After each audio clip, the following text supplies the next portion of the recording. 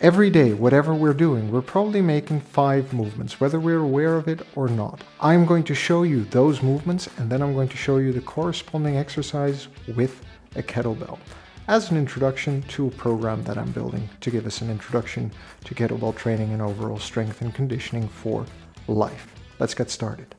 We usually walk places, which means we're stepping. We might need to lift something off the floor, which could be a deadlift, squat down to pick something up or to reach something or to play, grab something and pull it in our direction, or we might need to push something away from us. That would be the 5 movements you're likely to use every day. If we want to get better at those movements, we can train the muscle chains involved in executing that movement. First of all, stepping. Well, we could do something like a farmer's walk. I'm slightly exaggerating here. This, by the way, is more of a suitcase carry because the weight is on one side. The deadlift.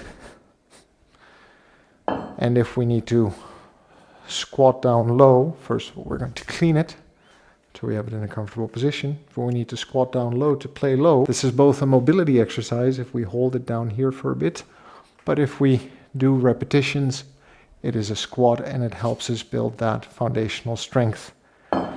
Then there is the pull, which we can practice with a bent over row, 2-armed. Now in the press we can distinguish between an overhead motion, working overhead, or we could lie down and press the kettlebell up. If we would do an intake, and I would find that there is a slight difference between how well your left side and your right side works, which is very likely. We tend to be dominant on one side and weaker on the other side. We could also do all of these things unilaterally. Change the deadlift for a single-legged deadlift or a kickstand deadlift, which trains one leg. The squat with the weight loaded on one side.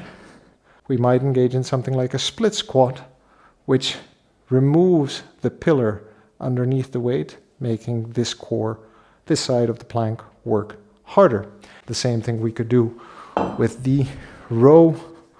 Obviously, we could go into a gorilla or single arm row. For the presses, we could, of course, single arm overhead press, or we could do a single hand floor press.